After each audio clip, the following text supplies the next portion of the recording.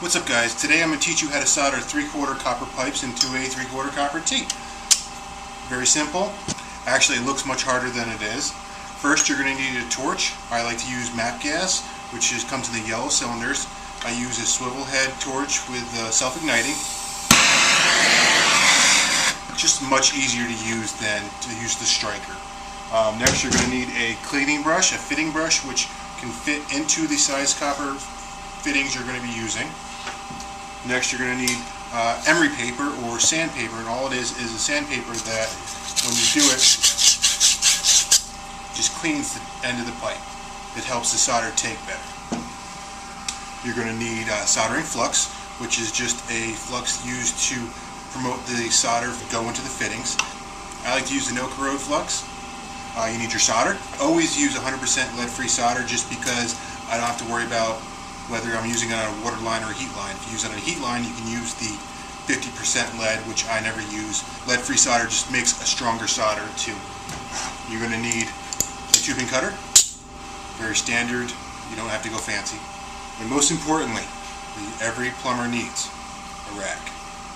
Alright, you ready? That. You want to clean all edges that are going to be soldered. If you don't, the solder just won't take. Some people will tell you that if you use the self-cleaning flux, you don't have to clean the fittings in the pipe, but that's not true. I've tried it, doesn't work, and it doesn't hurt, because all this is a fine grit sandpaper. Like I said, to clean all edges that are going to be soldered. Same thing with a fitting. You take your fitting brush and you just go in here and rough up the insides of them. This is brand new fitting, so it doesn't need too much.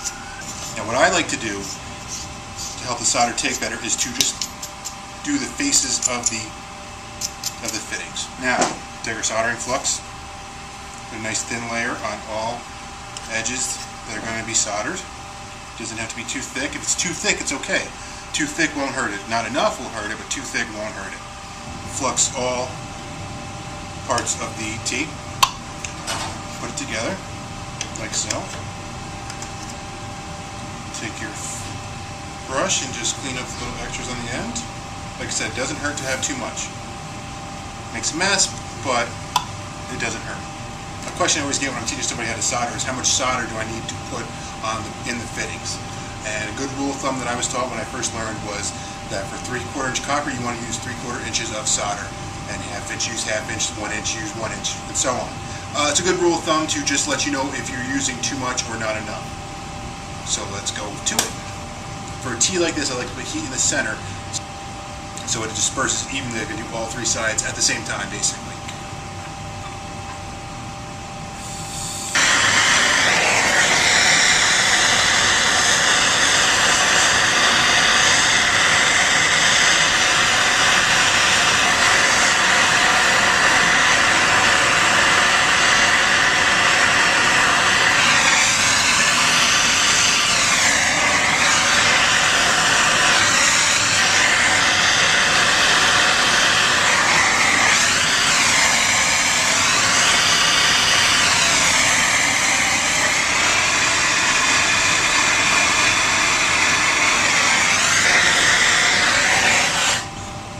You don't want to touch this while the solder is still wet, because then you'll move the fitting and who knows what will happen.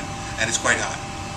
I don't want to get too cheesy, but there is an art to soldering, and the more you solder, the easier it'll get, because you have to kind of feel it. You don't want to put too much heat on it, because if you put too much heat on it and you got to put the solder on it, it's just going to bead right off, and it's not going to get sucked into the fitting like it's supposed to.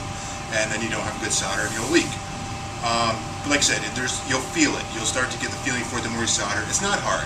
It's just doing it to get the feel for it, but anybody can do it. The equipment altogether probably costs, $50. You don't have to buy the expensive MAP gas. You can buy a cheap propane torch, which will do the same thing, just not as quickly. Tubing cutters aren't very expensive, and pretty much you can use any kind of solder, any kind of flux, but just make sure if you're using it on water lines, drinking water lines, potable water, you want to use lead-free solder. And that's it. You want to just check it real quick, make sure you got no gaps in your solders, no bubbles. That's how you solder 3/4 inch copper. Like I said, it's not hard. Anybody can do it. If you guys have any questions for me, any other suggestions of stuff that you would like to see me teach you how to do in the plumbing, heating field, let me know and I'll make a video. As always, thank you guys for watching, and I'll see you when I see you.